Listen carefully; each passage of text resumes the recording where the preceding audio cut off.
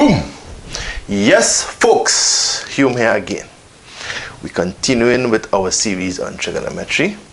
In this video, we're going to look at some simple examples, make it thing come alive, and hopefully get you, the person that's watching this, to the point where you could start telling yourself that this is something I could do, that I feel I could do this. Of course, you have to put in the work, but it is very important as part of the mental process at some point, at some stage in the game, to actually tell yourself that you could do this thing.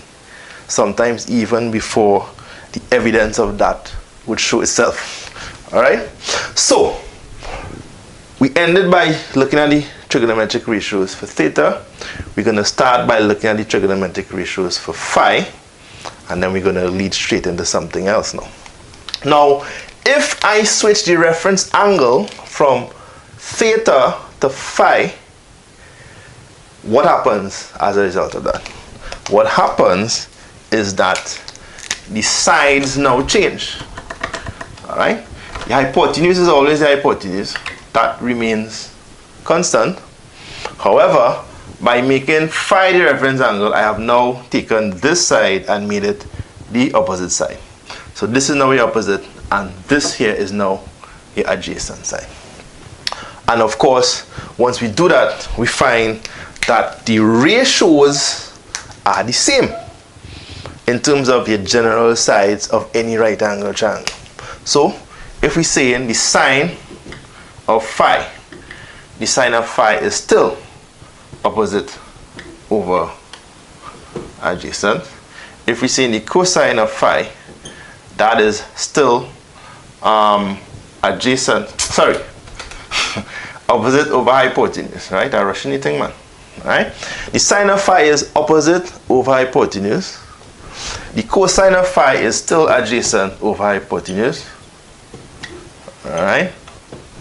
And then the tan of phi is still opposite over adjacent. So the ratios doesn't change, sorry, the ratios don't change the ratios in terms of the general ratios, right? If you make phi the reference angle, it's still opposite over hypotenuse. The question now is which opposite and which hypotenuse. That is where the thing starts to get nice. So, look at this carefully now. Again, we go in general first, and then we go specific. So, we have, now we go back to phi, to theta, sorry. Alright? So, if we make theta the reference angle, this would be hypotenuse. In fact, let me use this. You'll see why I changed the color in a little bit. H is the hypotenuse, A will be the adjacent, and O will be the opposite side. Alright? So, your sine theta will be opposite over hypotenuse, which in this case would be, watch it now, CB or BC? No, BC. BC, right? We now using the labels for the vertices to differentiate certain things, which you'll see in a minute. BC over AC. Because BC over AC. The cosine of theta is equal to adjacent over hypotenuse, which is AB adjacent over AC. AB over AC, excuse, and the tangent of theta would be opposite over adjacent, BC over AB. Yes?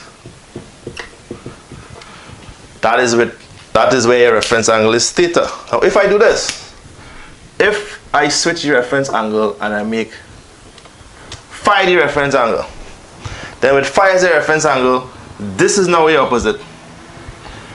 This is now the adjacent. Yeah, this is now the adjacent. I'm putting the letters next to each other. and the hypotenuse is still the hypotenuse.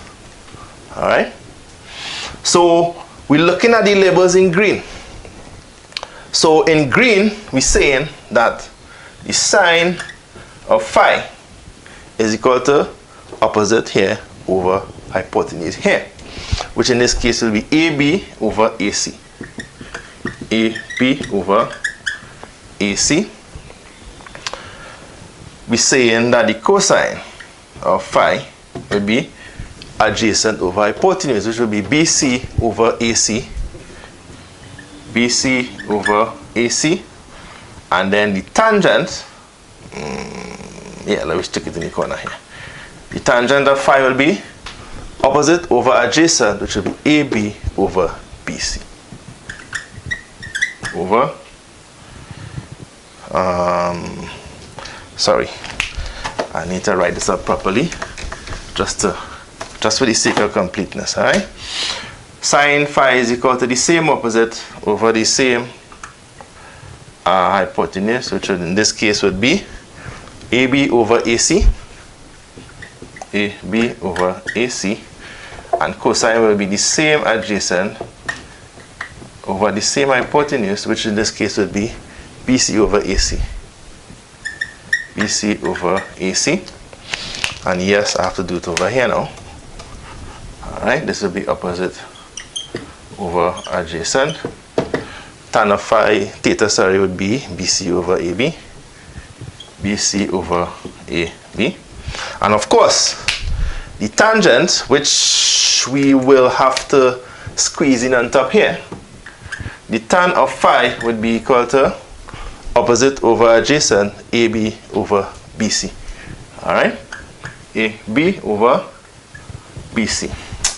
Listen. Opposite over hypotenuse. The tan of phi is equal to the opposite over hypotenuse, which will be equal to AB over BC. Over BC. Alright, so you see, notice the pains that I would have been taken to go through certain levels of detail, right? And that is something that I want to encourage everybody to do. Don't get into the habit of taking shortcuts. As I tell my students all the time, with all my experience with this level of mathematics, there are certain questions that I am doing. No matter how simple the question is, I would write out the working. That's just part of your procedure. And if you get in the habit of doing that, you get to increase your confidence. Quite apart from the fact that in the paper too, you could get marks for showing your working. Once you get accustomed with going through the process, then you don't have to worry too much about the result. Once you take your time and avoid errors in the process, then you could just have confidence in the result. And all of these are little details that you had to take recognition of if you want to do this maths at any kind of serious level, in any kind of serious way. This is not a game, this is not entertainment, this is serious business. Of course, we try to make it fun, but it's serious business. Alright, so we're going again. Opposite of hypotenuse for sine theta is the same opposite of hypotenuse for sine phi. The difference, however, is the actual sides. Because in this case, the opposite is here, but the hypotenuse is the hypotenuse. It will be BC over AC, BC over AC. Whereas for phi, it will be AB. This is now the opposite over AC. Same thing for cosine of theta versus cosine of phi. The actual ratio in the generic form is the same, but the sides that comprise the ratio would be different. Simply because as you switch the reference angle, the corresponding opposite and adjacent sides will also change. And of course, the same thing will happen with respect to your tangent. Good? So, with that in mind, the next step to bring it home is to actually use real examples. So, having gone this far and this extensive in terms of demonstrating the sameness of the ratios even though the actual sides are different, whether you're using phi or theta, theta or phi, I'm going to stop this video here and start the next video where we're talking about certain angles, and I'm going to call the angles. Look out for the next video that is coming your way.